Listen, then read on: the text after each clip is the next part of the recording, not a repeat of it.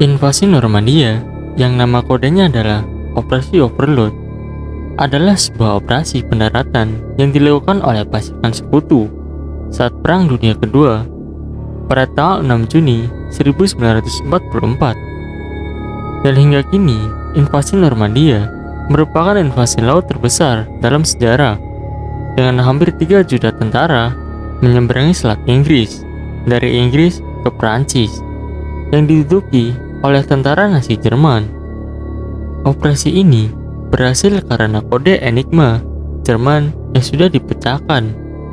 Kode ini sangat penting dalam pengiriman pesan strategi dan taktik perang Jerman. Mayoritas satuan tempur pada serangan ini adalah pasukan Amerika Serikat, Britania Raya, dan Kanada. Pasukan kemerdekaan Prancis dan pasukan Polandia ikut bertempur setelah fase pendaratan. Selain itu, pasukan dari Belgia, Cekoslowakia, Yunani, Belanda, dan Norwegia juga turut serta. Invasi Normandia dibuka dengan pendaratan parasut dan gilder pada dini hari, dan serangan udara dan artileri laut dan pendaratan amfibi pagi hari. Pada 6 Juni, D-Day, pertempuran untuk menguasai Normandia berlanjut selama lebih dari 2 bulan dengan kampanye untuk menembus garis pertahanan Jerman dan menyeberang dari pantai yang sudah dikuasai sekutu. Invasi ini berakhir dengan dibebaskannya Paris dan jatuhnya Canton Valais pada akhir Agustus 1944. Pasukan sekutu melatih peranan mereka untuk operasi D-Day beberapa bulan sebelum invasi. Pada tanggal 28 April 1944 di selatan Devon di pantai Inggris, sekitar 638 tentara Amerika Serikat dan pelaut tewas ketika kapal torpedo Jerman secara tiba-tiba menyerang mereka saat mereka sedang menjalankan salah satu dari arahan latihan yang disebut latihan Little Tiger. Dalam bulan-bulan menjelang invasi, pasukan sekutu melakukan operasi penipuan, yaitu Operasi Fortitude, yang bertujuan menyesatkan Jerman sehubungan dengan tanggal dan tempat invasi.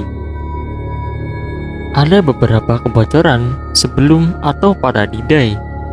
Salah satu kebocoran tersebut adalah teka-teki silang yang keluar di The Herald and Review 6 hari sebelum pendaratan di pantai terjadi. Beberapa jawaban terdiri dari Overlord, Neptunus, Gulf, dan istilah kunci lainnya untuk invasi. Pemerintah Amerika Serikat kemudian menyatakan bahwa ini hanya kebetulan.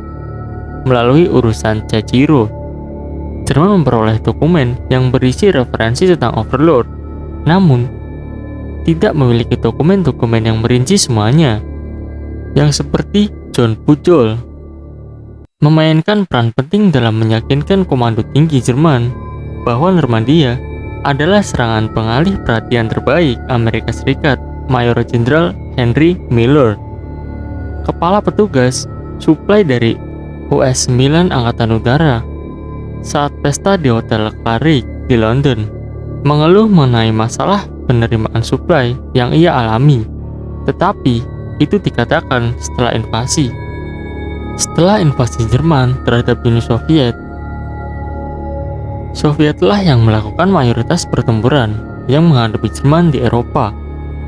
Presiden Franklin D. Roosevelt dan Perdana Menteri Winston Churchill pada tahun 1942 menyatakan bahwa Amerika Serikat dan Britania Raya siap membuka front kedua di Eropa untuk membantu Uni Soviet menghadapi Jerman. Pernyataan ini dinyatakan lagi pada musim semi tahun 1943. Sebelum melaksanakan invasi, Sekutu menyiapkan operasi penipuan terbesar sepanjang sejarah, yaitu Operasi Fortitude, yaitu suatu operasi agar seolah-olah Sekutu meyakinkan Jerman bahwa lokasi pendaratan adalah pelabuhan sekitar Pas de Calais, bukan Normandia. Sekutu menjatuhkan bom lebih banyak di Pas de Calais daripada di Normandia, dan Sekutu tidak terhenti sampai di situ untuk menipu Jerman. Sekutu memasang tiruan tank-tank Jerman, meriam, dan lain-lain.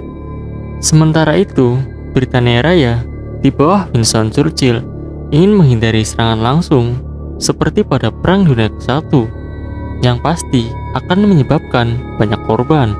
Mereka juga lebih menyukai menggunakan taktik terselubung dengan membantu para pemberontak yang diduduki Jerman, lalu melakukan serangan dari Mediterania ke Wina, lalu memasuki Jerman dari selatan. Cara seperti ini juga dianggap dapat membatasi masuknya Soviet ke Eropa. Namun, Amerika Serikat menganggap bahwa cara paling optimal adalah serangan langsung dari markas sekutu yang paling dekat dan besar. Mereka sangat menginginkan metode ini dan menyatakan bahwa hanya cara inilah yang akan mereka dukung dalam jangka panjang.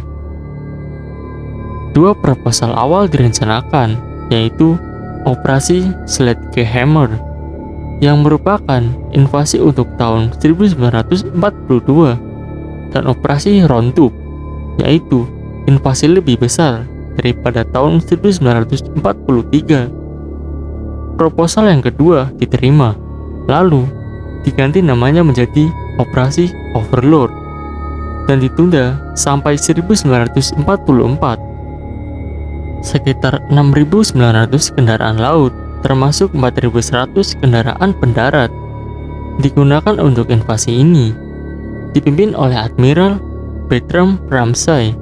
Kemudian 12.000 pesawat terbang, termasuk 1.000 pesawat pembawa penerjun payung, berada di bawah Marsekal Udara Trafford Lake Mulroy. 10.000 ton bom akan dijatuhkan ke pertahanan Jerman, dan pesawat-pesawat ini akan melakukan 14.000 misi serangan. Untuk melancarkan jalannya invasi ini, Sekutu mengembangkan banyak peralatan khusus.